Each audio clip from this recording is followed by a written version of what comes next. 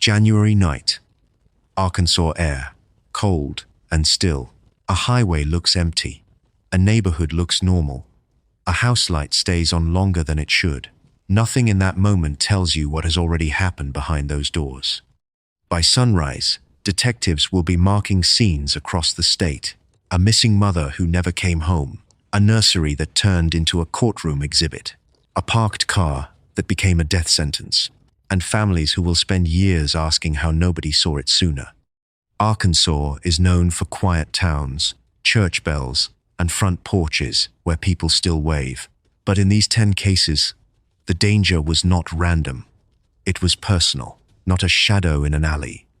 A trusted face in the home.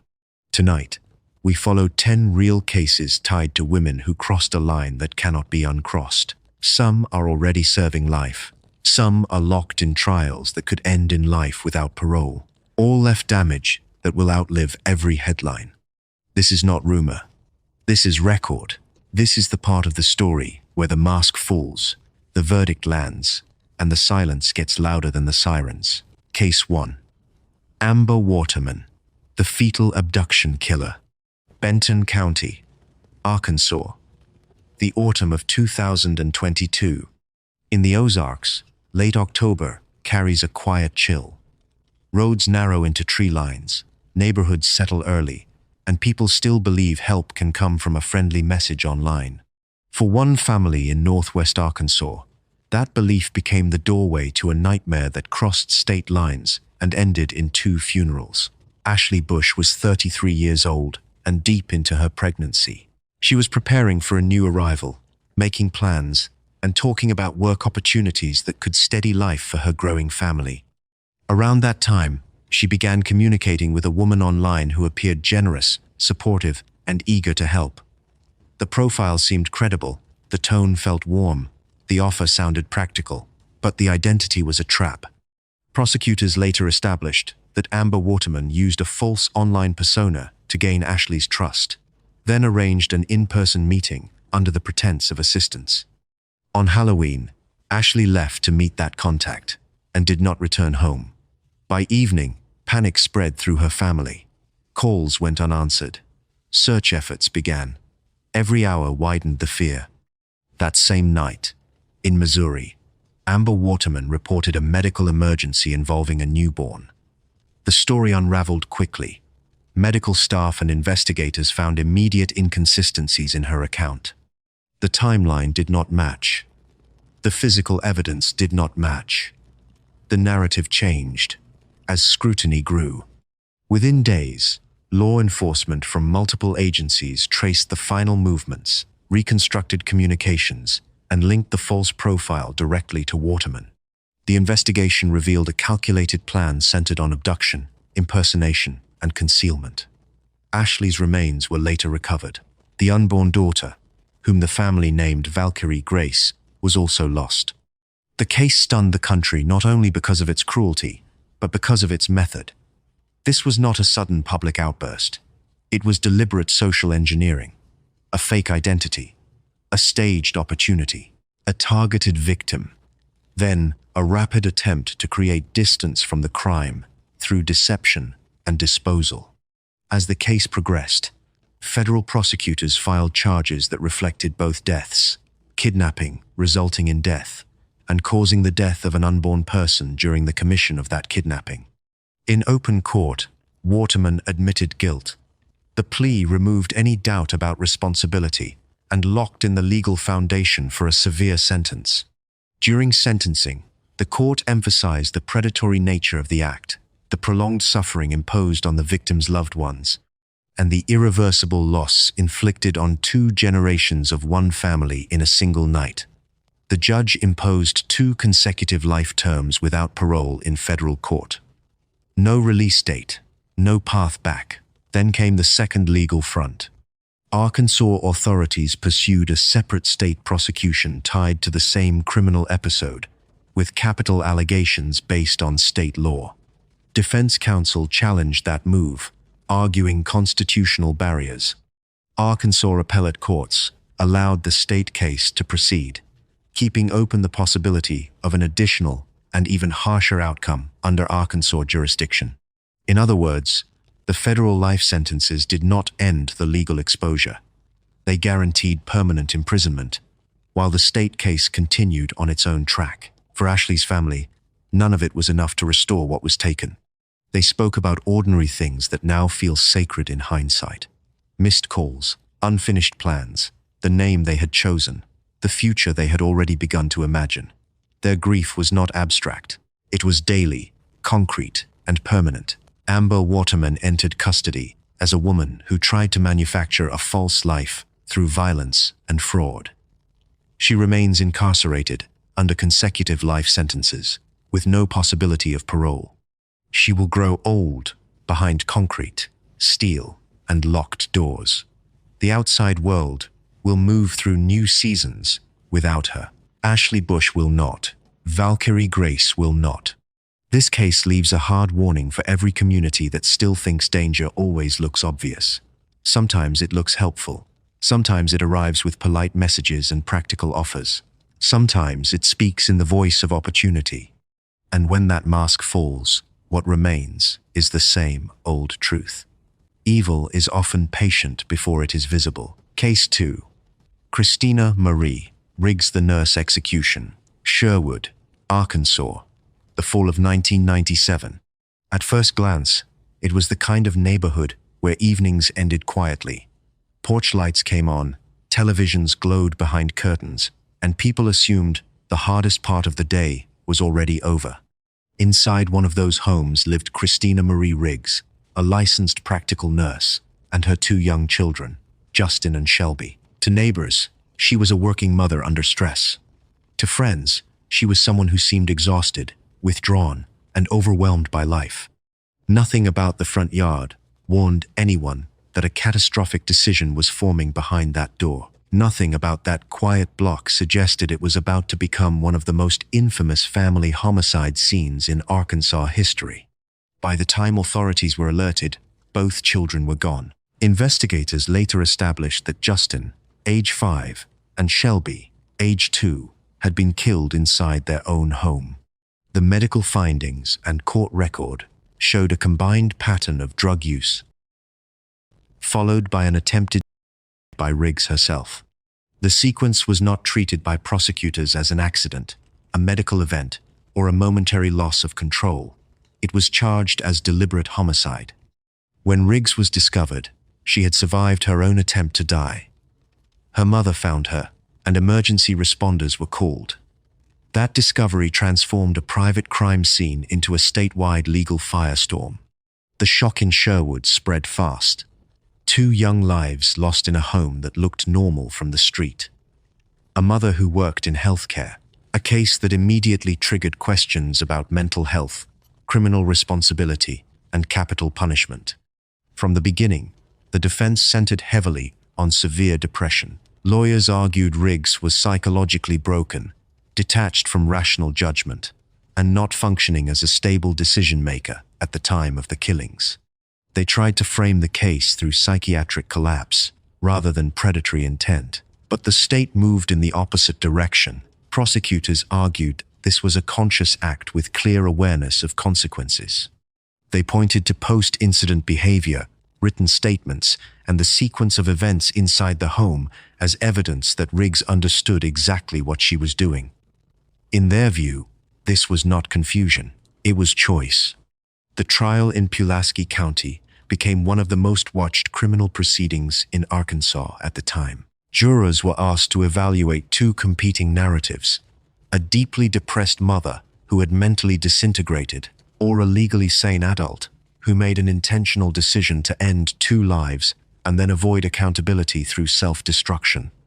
The jury convicted her. Then came the penalty phase, and this is where the case took an extraordinary turn. Riggs did not fight for a life sentence in the way many capital defendants do. She limited mitigation efforts and, by multiple accounts, did not mount the kind of full defense strategy normally used to avoid execution. The result was a death sentence. That decision stunned many observers, including people who believed severe psychiatric impairment should have taken execution off the table. Others believed the sentence reflected the gravity of taking 2 young lives in a planned domestic setting. Arkansas law at the time allowed capital punishment under those circumstances, and the court imposed it. Riggs entered the Arkansas prison system as a condemned inmate. Her final legal route narrowed quickly. Appeals did not reverse the outcome. Clemency did not stop the sentence. In May of 2000, Christina Marie Riggs was by lethal injection. She became the first woman in Arkansas in roughly 150 years. National media covered it as a historic punishment event, but for the families involved, it was not history. It was aftermath. 2 names remained at the center of everything: Justin and Shelby. No ruling, no headline, and no final statement could return them. The legal system delivered its maximum penalty, and still the core truth remained unchanged. 2 children were removed from the future before they could even understand what the future was. This case also left a hard public question that still echoes in true crime circles. When severe mental decline and deliberate lethal action exist in the same case, where should justice draw the line? Arkansas answered that question with execution. Other states, in similar circumstances, have answered with life imprisonment. That debate continues, but the courtroom record in this case is final. Christina Marie Riggs is dead by sentence of the state. Justin and Shelby are gone forever. And in Sherwood, the silence that followed became its own kind of verdict. Sometimes, the most devastating crimes are not committed by strangers, not committed in dark alleys, but in familiar rooms where trust should have been safest. Case 3. Ashley Rowland, the floorboard mother, Lee County, Arkansas. The year was 2022. In the Delta, towns can feel quiet enough to hear your own footsteps. Streets go still early, porch lights stay on. People notice when routines shift. A closed curtain, a silent yard, a name that stops getting called at dusk. Ashley Rowland was living in that kind of place, in a home where the outside looked ordinary and the inside was anything but. She was a mother of 2, a son and a daughter, both very young, both fully dependent on the adults around them. On paper, this should have been a household built around care. In reality, investigators would later describe it as a place where fear and control took over daily life. Her son, Blue, was 5 years old. Her daughter was 6. At those ages, safety is not optional. It is the entire world. Food appears because adults provide it. Warmth exists because adults protect it. Pain stops because adults step in. That basic promise was broken in Lee County long before authorities arrived. By late 2022, warning signs were no longer subtle. Family members had concerns. There were questions about injuries. There were questions about where Blue was. There were answers, but the answers changed. And when answers keep changing, investigators know they are not hearing confusion. They are hearing concealment. The case broke open in December, when deputies reached the home and found Ashley's daughter with severe injuries requiring emergency medical care. The injuries were not minor. They were not the kind that can be explained away by rough play or a household accident. Medical findings showed serious harm and prolonged suffering, the kind that demands immediate legal action. And then came the question that turned the scene into a homicide investigation. Where was Blue?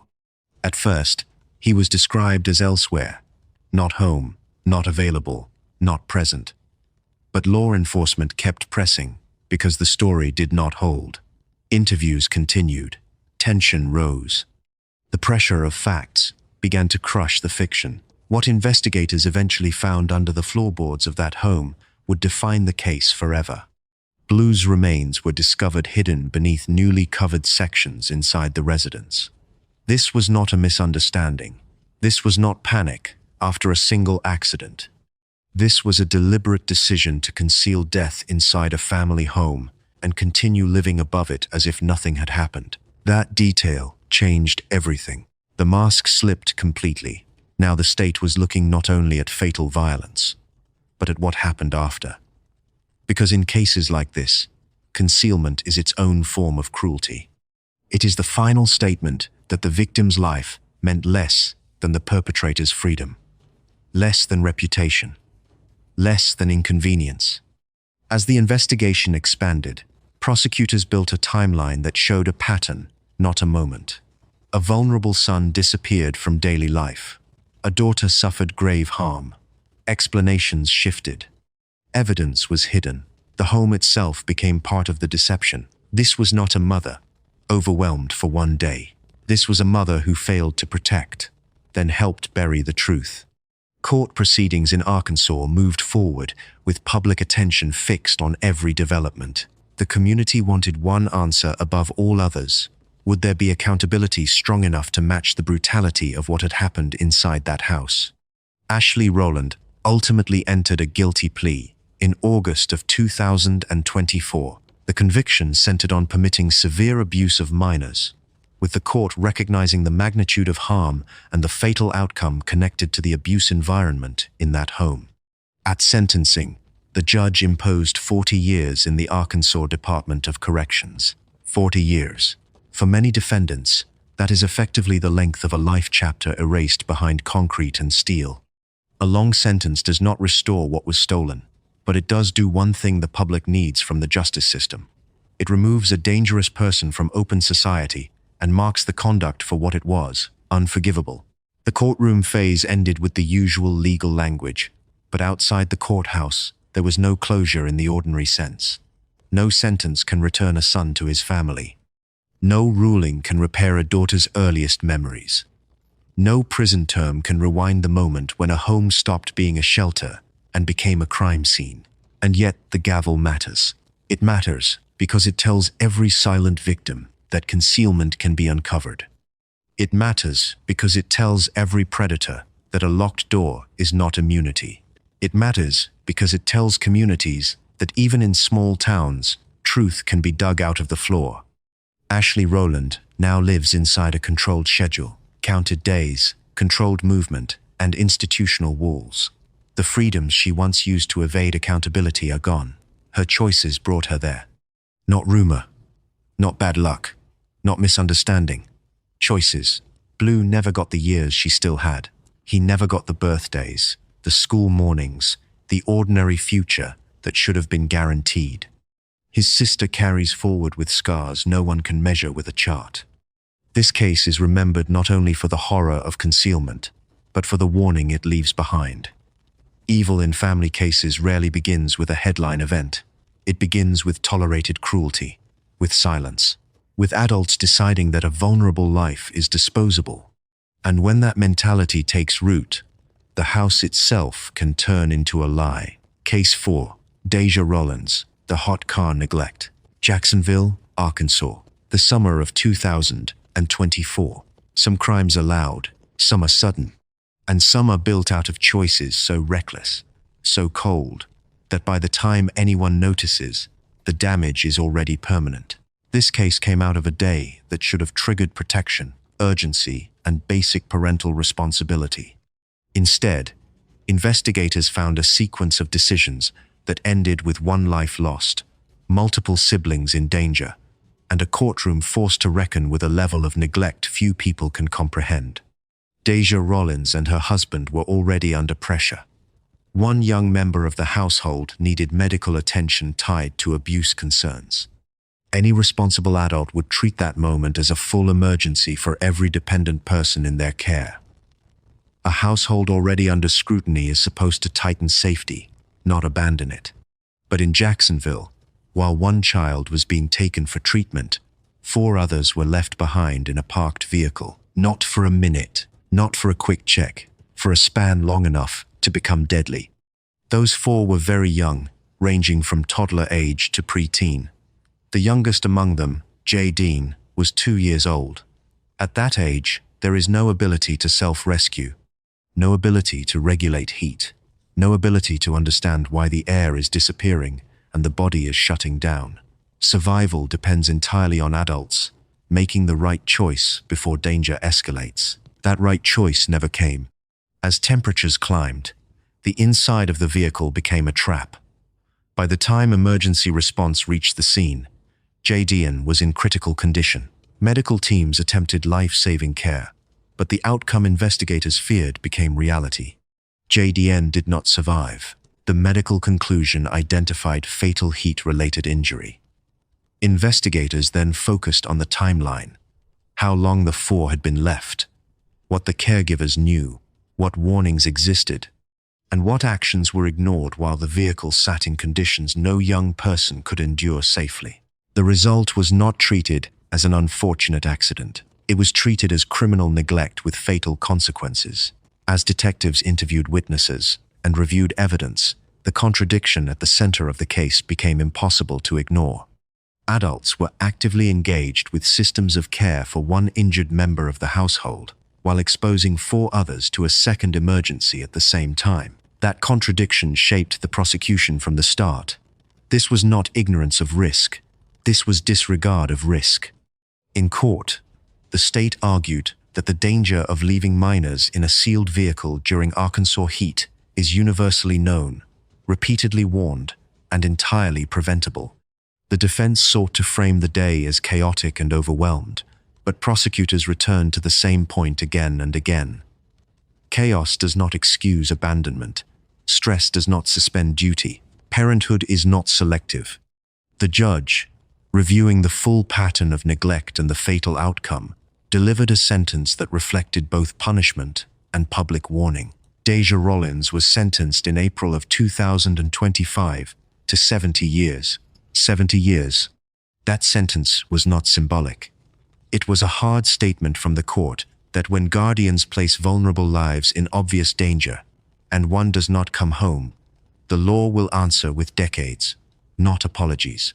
For the surviving siblings, the consequences are lifelong. They carry the memory of that day, the loss of their brother, and the collapse of trust that follows family-based harm. For extended relatives, there is no version of closure that makes sense of what was preventable. They are left with the same question every community asks in these cases. How did no one stop it in time? In Jacksonville, that question still echoes. Because this was not a hidden toxin in a locked lab. It was not a rare medical mystery. It was not a split-second event no one could predict. It was a vehicle, a hot day, 4 young people left inside, and adults who made the wrong decision and kept making it until one life was gone. The gavel in this case mattered for a reason bigger than one courtroom. It drew a bright line for every caregiver, every household under strain, every adult tempted to minimize obvious danger. If you are responsible for minors, negligence is not a private failure. It is a public crime when the outcome is catastrophic. Now Deja Rollins lives behind controlled doors in a routine measured by counts, restrictions, and years that move slowly. Freedom, once treated casually, is now gone in the most literal sense. JDN should have had school mornings, scraped knees, loud laughter, birthdays that felt too noisy, and a future that unfolded in ordinary time. Instead, his name is spoken in past tense because the adults closest to him failed the most basic test of care. This case stands as one of the clearest truths in true crime. Evil does not always arrive as rage. Sometimes it arrives as neglect so extreme that it becomes lethal, then leaves a court to measure a loss that cannot be measured at all. Case 5. Erin Souls, the daycare killer, Little Rock, Arkansas. The year was 2025. In many neighborhoods, home daycare is built on trust. Parents hand over diaper bags, bottles, and emergency numbers, then drive away believing their son or daughter is safe for the day. That trust is quiet, ordinary, and deeply human. It lives in routine. Morning drop-off, afternoon pickup, a sleepy smile in the back seat on the way home. For one Little Rock family, that routine never came back. Erin Souls was a young daycare operator, caring for an 8-month-old boy, Elijah Flowerday, inside her home. By every early account, the morning looked normal. Elijah was dropped off healthy. His mother expected the same thing every parent expects: basic care, patience, and protection. By midday, everything had collapsed. Emergency calls brought first responders to the residence after Elijah became unresponsive. Paramedics began life-saving efforts immediately and transported him to the hospital. But despite those efforts, he did not survive. Medical findings later confirmed fatal head trauma, and the manner of death was ruled homicide. That ruling changed the case from a tragic emergency into a murder investigation. Detectives moved quickly. They interviewed caregivers, reviewed timelines, and compared statements against medical evidence.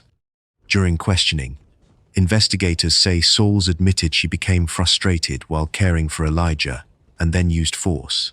The details in charging records were direct and devastating. Prosecutors later filed capital murder. In a city that has seen hard headlines before, this one cut straight through the noise. Because this was not a chaotic street crime, it was not a random encounter. It was a trust crime inside a place advertised as safe during ordinary daytime hours, with a victim too young to defend himself. As the investigation became public, the community reaction was immediate. Parents across Little Rock asked the same question: how do you ever feel safe again after this? Families who relied on home daycare began rechecking every decision, every provider, every warning sign they might have missed.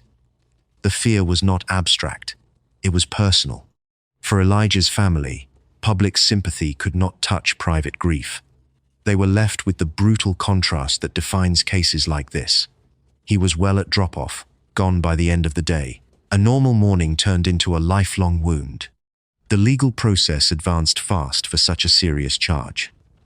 Sauls was booked in Pulaski County and appeared in court on capital murder allegations. The case remains pending, which means final guilt and sentencing will be decided at trial unless resolved by plea. Under Arkansas law, a capital conviction can carry the harshest penalties available, including life imprisonment without release. And that is where this case now stands, in the tension between what is already known and what the court must still finalize.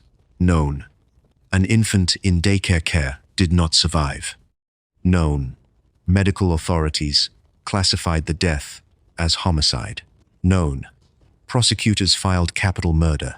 Pending: the final courtroom outcome. In true crime, people often chase a single motive, as if one word can explain everything. Anger, stress, fatigue.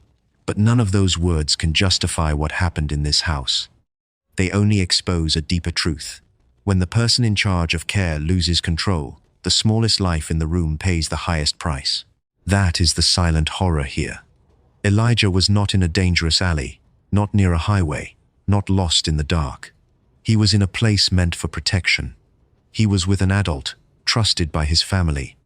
And trust, once broken at this level, never returns in full. If convicted on the capital charge, Erin Sauls faces the possibility of spending the rest of her life behind bars. No future sentence can restore what was taken, but the courtroom exists for exactly this reason, to draw a legal line that says some betrayals are so severe that freedom is no longer deserved. Elijah Flowerday should have had years ahead of him. First words turning into full sentences, first steps turning into running, first birthdays turning into school photos and summer evenings.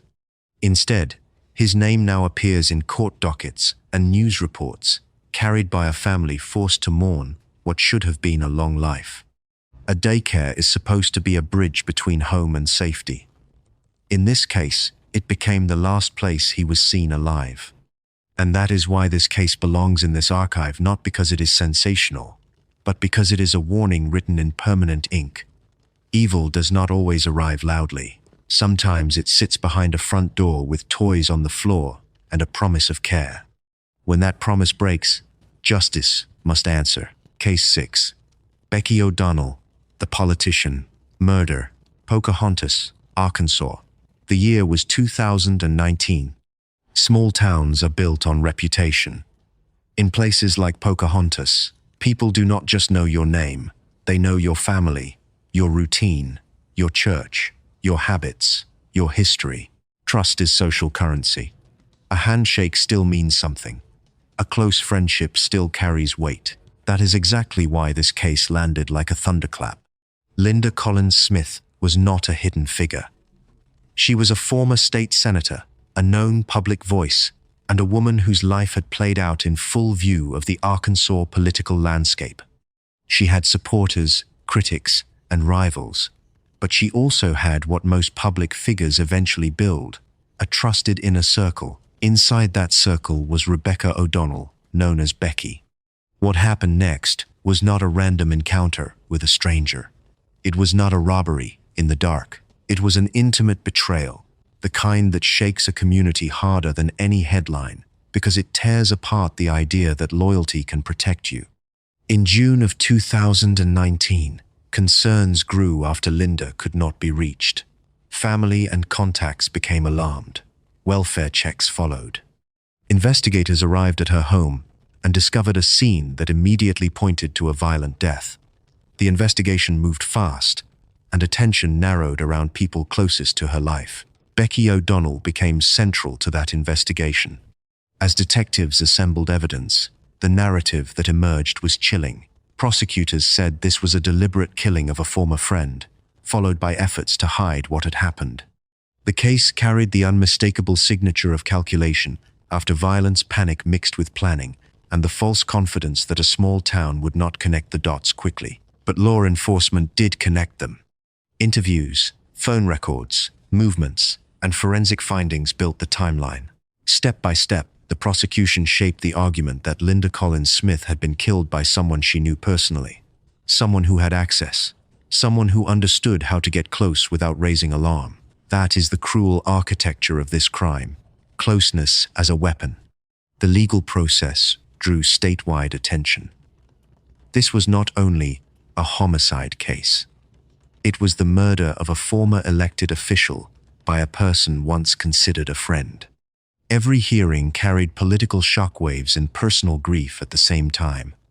Courtrooms filled with observers who were not there for spectacle, but for confirmation that truth would be named out loud. Eventually, Becky O'Donnell entered a guilty plea.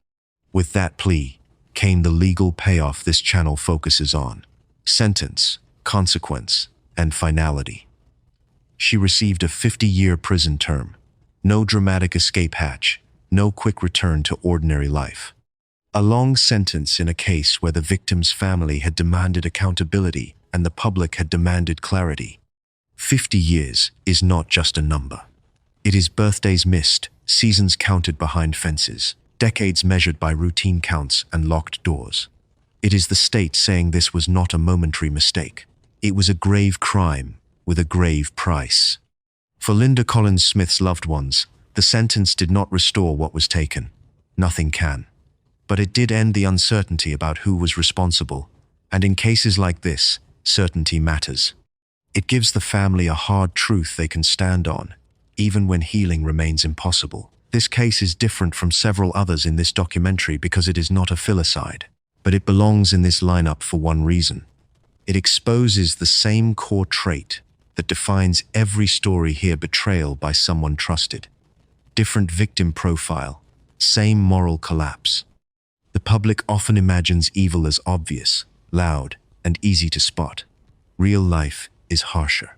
Sometimes evil wears familiarity. Sometimes it arrives through someone already inside the gate. Sometimes the person who knows your home best is the person who turns it into the scene of your final day. That is what makes this case linger.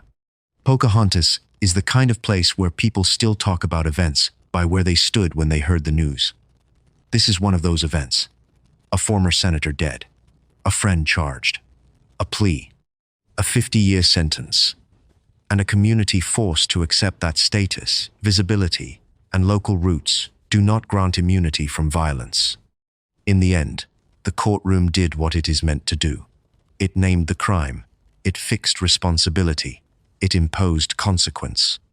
Becky O'Donnell now lives within the narrow geometry of prison time, while Linda Collins Smith lives on in memory, record, and the unresolved ache carried by those who knew her before this case turned her name into a national headline.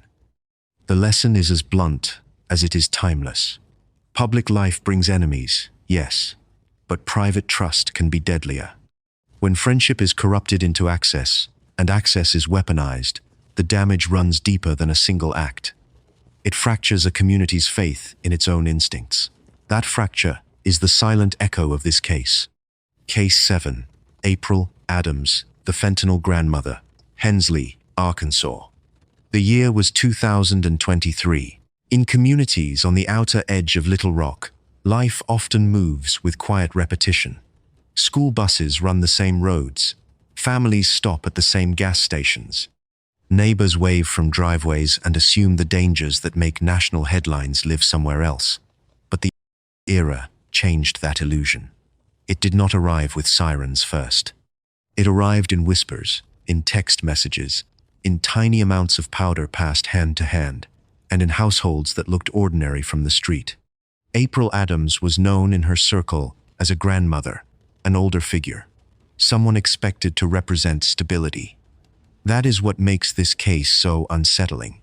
The role society assigns to a grandmother is care, safety, and protection.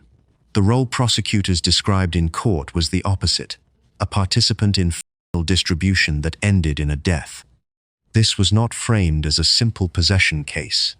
It was prosecuted as distribution resulting in death, one of the most serious federal drug outcomes in the system.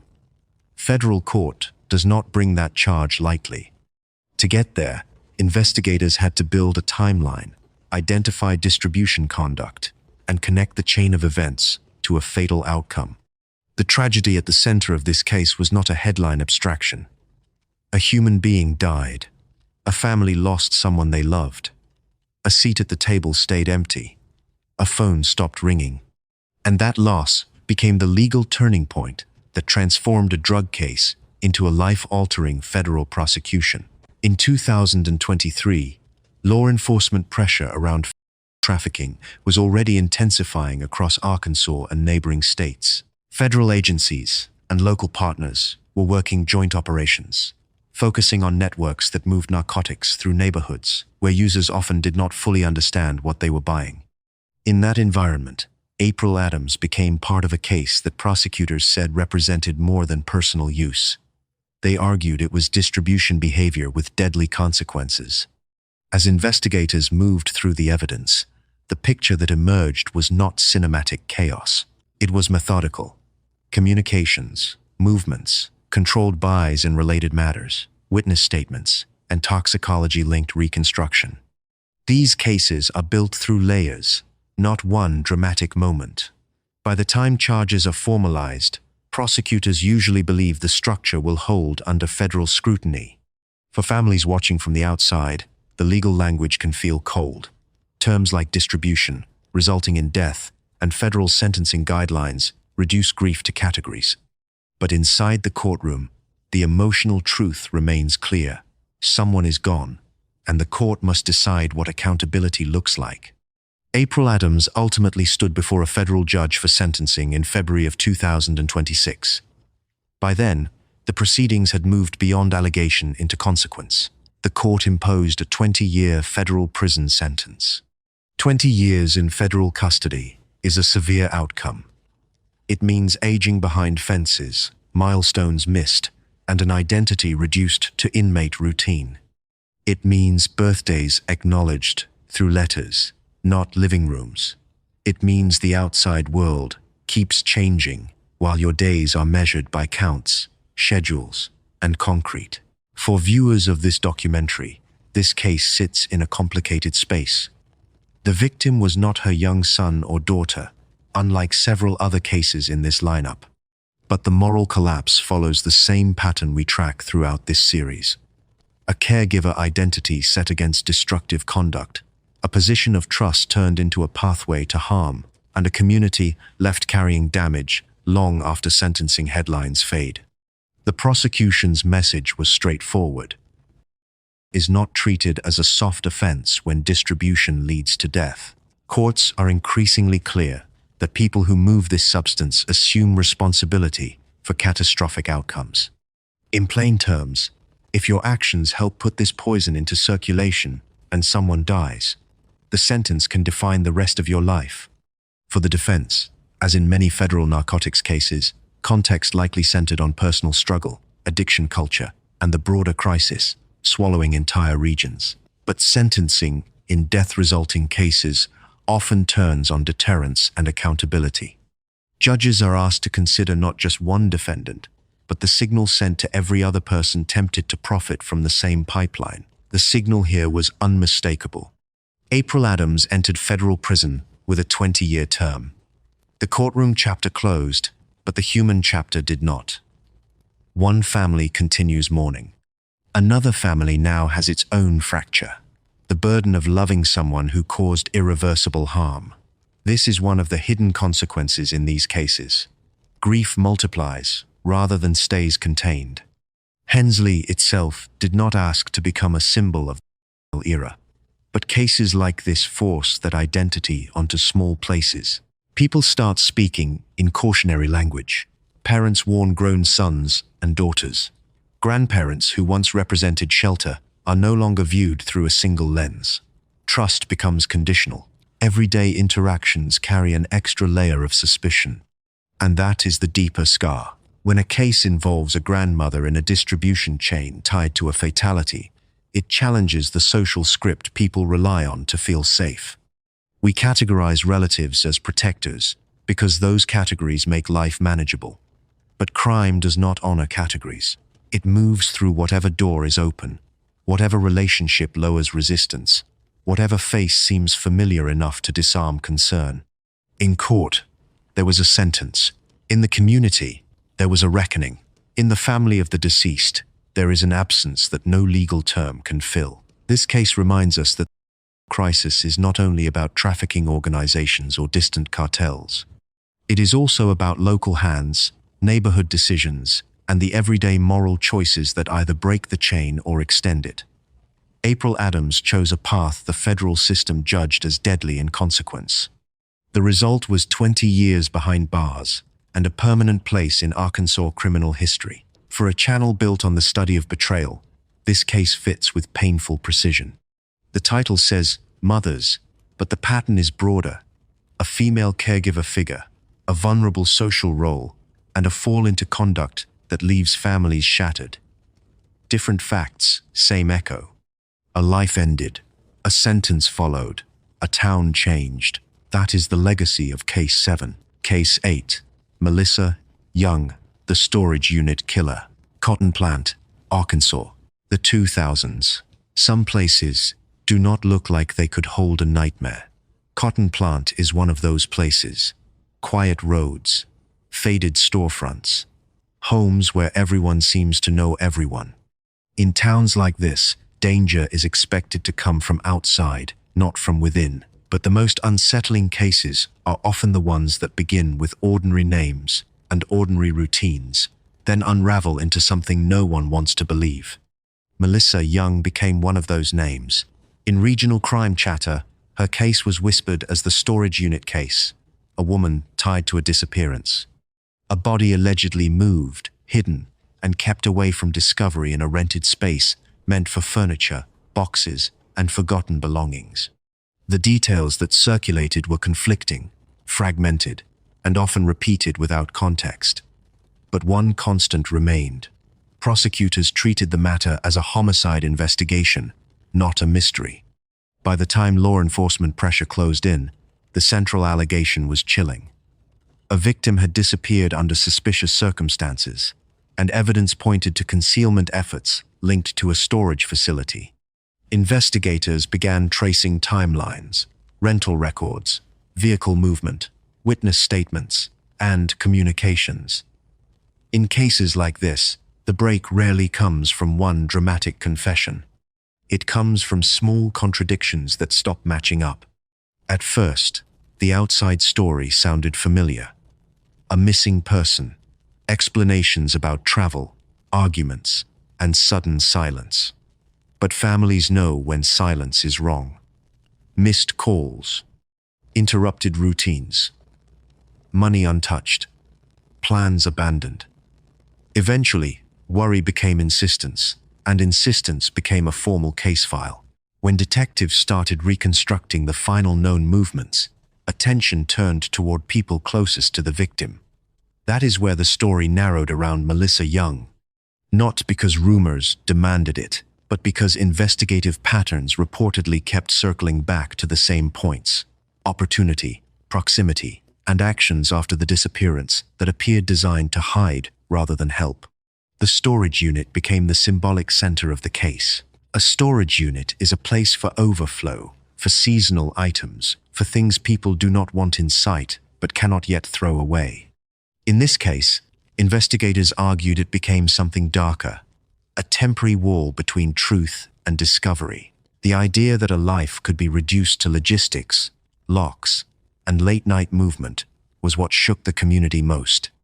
As pressure mounted, law enforcement interviews grew more direct. Statements were tested, timelines were compared against records, inconsistencies widened. People who had once stayed quiet began talking, and with each new interview, the image of an accidental disappearance weakened. Prosecutors eventually advanced the case under a theory of intentional harm followed by concealment conduct.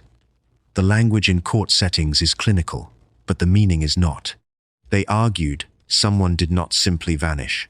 Someone was taken from the world, then hidden from those searching. For the victim's loved ones, that second part often hurts as much as the first. Not only is there loss, there is also delay. Days or weeks spent hoping for a call that will never come. Birthdays marked by uncertainty. Grief postponed by not knowing where to place flowers, where to stand, where to say goodbye. Melissa Young's defense posture, as in many concealment-centered cases, reportedly challenged certainty and intent. Questions around sequence, causation, and witness reliability are common in contested prosecutions. But juries and judges focus on pattern. Was there a credible, innocent explanation that remained consistent from the beginning? Or did explanations shift as evidence tightened? According to courtroom framing in this case, the state believed the pattern spoke for itself. The community reaction in Cotton Plant was part fear, part disbelief. People replayed every normal interaction they had ever had with the accused. The grocery store line, the gas pump conversation, the wave from a porch. That is the aftershock these cases leave behind, the collapse of ordinary trust. Once that happens, a town does not return quickly. If the court record in a case like this carries one moral line, it is this: concealment is not distance from harm. Concealment is participation in harm's aftermath. It extends trauma. It blocks accountability. It turns a private act into a public wound that keeps reopening with every hearing. As proceedings moved forward, Melissa Young's name hardened from rumor to defendant status in public memory. Whether through plea, verdict, or long pre-trial litigation, the legal system treated the matter with the gravity reserved for the most serious offenses. The case became a warning that even in small towns, even without national headlines, deliberate violence and deliberate concealment can trigger life-defining consequences. For this documentary's broader theme, this entry is uncomfortable in a different way than direct caregiver abuse cases. It is not centered on a nursery, a school morning, or a custody exchange. It is centered on disappearance, deception, and storage as strategy. But the emotional core is the same. Someone trusted someone they should not have trusted, and paid the highest price. A life went missing, then a story was built to keep that life hidden. Then the truth pushed through anyway. That is why this case endures in local memory. Not because it was the loudest, but because it was cold in execution and ordinary in appearance. No dramatic mask, no grand persona.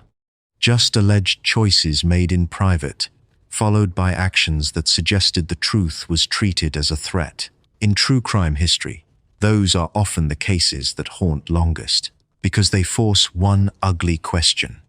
If this could happen here, in a town this small, with a person this familiar, where exactly does safety begin? And where does it end? Case 9. The Closet of Silence. Russellville, Arkansas. The summer of 2025. In the River Valley, summer has a particular stillness. Streets shimmer under heat. Lawns are trimmed. Front porches sit quiet in the late afternoon, and most families disappear behind closed doors to escape the sun. In neighborhoods like these, danger rarely announces itself. It doesn't kick down a door. It doesn't scream in the street. Sometimes, it lives inside an ordinary house, behind an ordinary hallway, where no one thinks to look. Chris Freeman and Caitlin Freeman looked, from the outside, like another struggling couple trying to keep life together. A home, with kids, a routine, the kind of family that can blend into a crowd at a grocery store, smile at neighbors, wave in passing. But inside that home, one small boy was fading into silence. He was 7 years old enough to know what punishment means, old enough to recognize fear, to learn patterns, to understand when footsteps in the hallway were coming for him. And according to investigators, that home did not offer him comfort. It offered control. It offered isolation. It offered a hiding place, designed not for safety, but for disappearance. The case began the way so many hidden horrors begin, not with a confession, but with an emergency that could no longer be contained.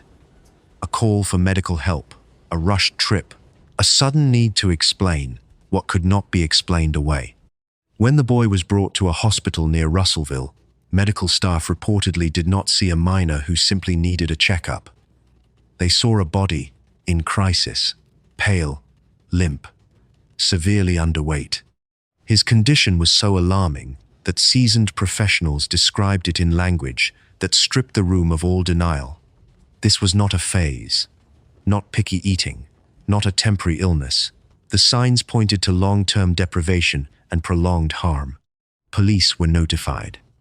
And once law enforcement stepped in, the story inside that house began to unfold with a kind of cold logic that is worse than rage, because it suggests planning.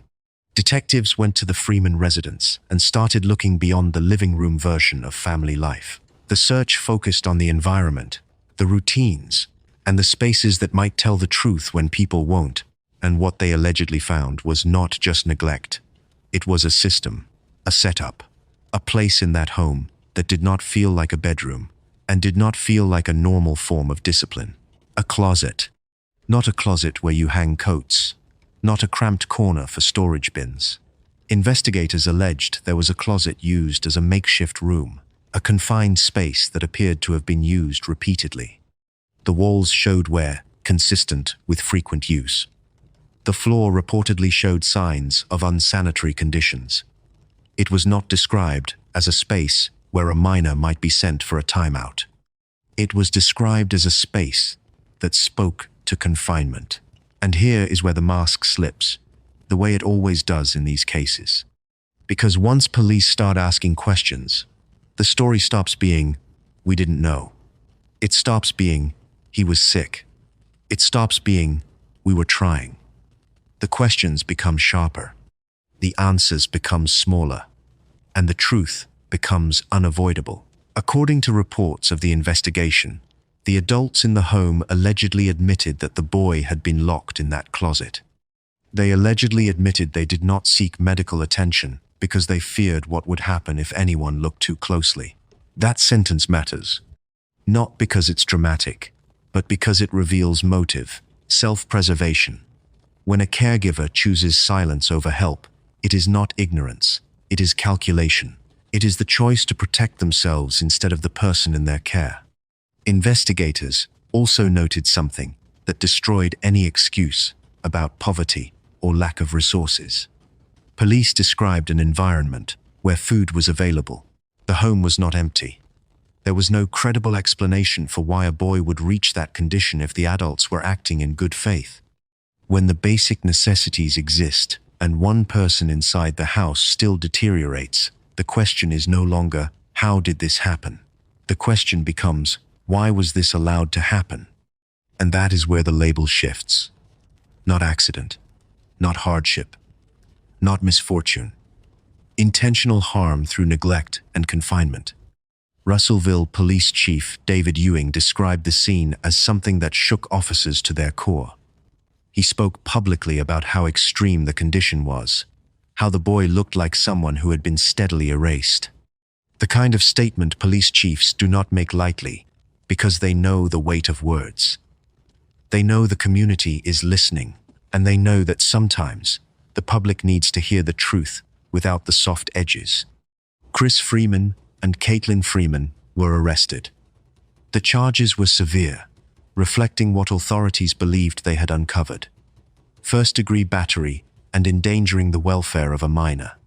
Those are not paperwork charges. Those are the kinds of charges prosecutors bring when the facts suggest deliberate, prolonged harm. They were booked into a detention facility on a cash-only bond reported to be $100,000. A hard number with a hard meaning. The court considered them a serious risk, not just flight risk. A risk to others. A risk to any vulnerable person who might depend on them again. And now the case sits in that familiar space between discovery and judgment.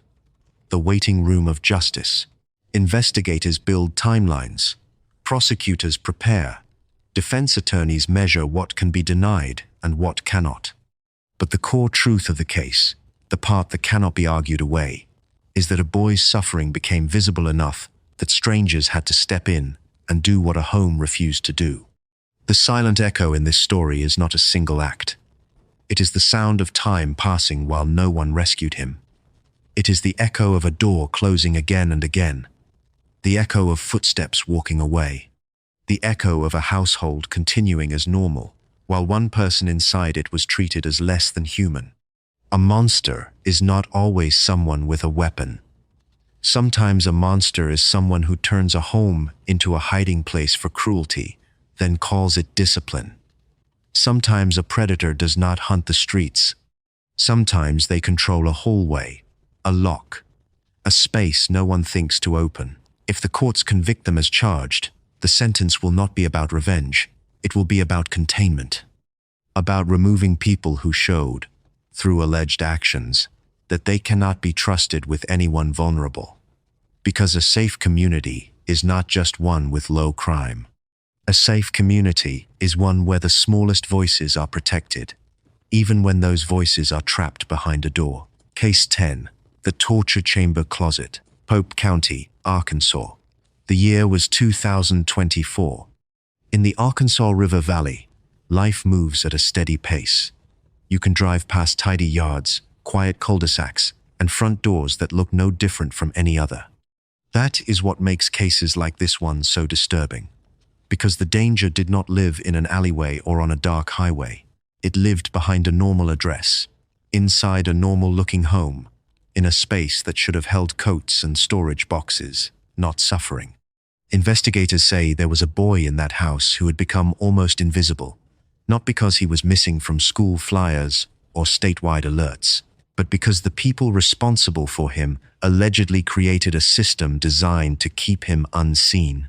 This case broke open when medical staff and law enforcement were forced to confront what could not be explained away as a bad week or a rough patch. When the boy was finally brought into the view of professionals outside the home, the reaction was immediate. They did not see a minor who simply needed rest. They saw a body showing signs of extreme deprivation. They saw a person whose condition suggested a long timeline, not a single day. And then police went to the home. What they were looking for was not a messy kitchen or a cluttered living room. They were looking for evidence of an environment that matched what doctors were seeing. They were looking for answers that could fit the facts. Instead, they found a detail that turned the entire case from neglect into something far darker. A closet. Authorities described it not as a normal closet, but as a confined space, allegedly used as a place of containment. A chamber. A shut door that did not represent discipline or a brief timeout, but ongoing isolation. Investigators indicated it showed signs consistent with repeated use, and that the conditions in that space were not consistent with humane care.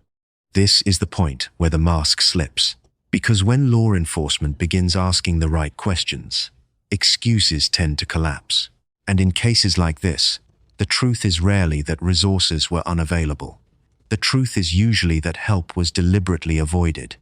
Investigators alleged that food existed in the home, that the adults had the ability to provide basic care, and yet the boy's condition suggested the opposite was happening to him. It was not the kind of situation where a family was trying and failing.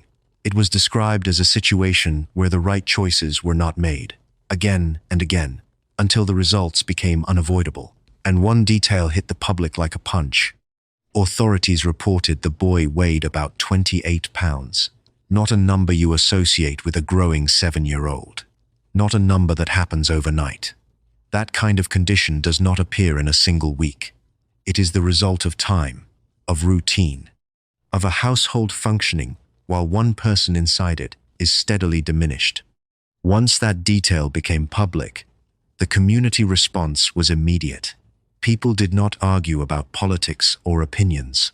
They argued about how something like this can happen quietly, how neighbors can live side by side with a home that carries a secret like this, how a door can close and close and close until it becomes normal for the people inside it. The adults in the home, including the boy's mother, were arrested. Prosecutors filed serious charges tied to harm and endangerment. The language used by law enforcement in public statements made clear this was not being treated as a misunderstanding. It was being treated as a case where a vulnerable person was allegedly confined and deprived in a manner that shocked even experienced officers. And now, the case sits where many of these stories sit before the final verdict. In the court system, in the slow grind of hearings, motions, and the careful building of evidence. The defendants are presumed innocent under the law until proven guilty. But the allegations alone are enough to leave a stain that does not wash out easily, because the core accusation is not a single mistake. It is a pattern of control, a pattern of cruelty. This is why the Never See Freedom Again promise matters to your audience. Not because people enjoy suffering. They do not. They want the opposite. They want certainty. They want to know that when a home becomes a cage, the people who built that cage cannot return to the public with the ability to do it again. The silent echo, in this case, is the sound of a door closing, the sound of footsteps walking away, the echo of time passing while the outside world kept moving, unaware that inside that house, someone's life was being reduced to a locked space and a thin, fragile frame. A home is supposed to be where a boy grows, where he eats at the table, where he sleeps in a bed, where he is seen, spoken to, cared for. If the allegations are proven in court, then what happened here was not hardship. It was a decision to treat a human being as a problem to be hidden instead of a person to be protected. Conclusion. The silence between headlines. 10 women. 10 Arkansas cases, 10 different paths into the same dark ending. Trust shattered, families broken, and lives permanently altered. Tonight we track names that now sit in court files, prison logs, and unresolved dockets. Amber Waterman, Christina Marie Riggs, Ashley Rowland, Deja Rowlands, Erin Sauls, Becky O'Donnell, April Adams, Melissa Young, Angela Sanford, and the defendant, known in public reporting as the mother in the closet abuse case. We also remember the names that matter most. Ashley Bush and baby Valkyrie Grace, Justin and Shelby Riggs, Blue Rolland, Jadian, Elijah Flowerday, Linda Collins Smith, and every victim in the remaining open and disputed files, whose stories are still moving through the courts. Some of these women are already serving decades or life terms. Some are facing capital-level charges. Some cases remain pending, where final legal outcomes are still to be decided in court. But one truth already stands in plain sight. Evil does not always arrive as a stranger. Sometimes it appears in ordinary places, behind ordinary doors, wearing an ordinary face. Arkansas law can punish. Courts can sentence. Prisons can hold. But none of that restores what was taken. So as this chapter closes, we leave with a simple line that never changes. Remember the victims first, speak their names carefully, and never ignore the warning signs when silence starts to sound like danger.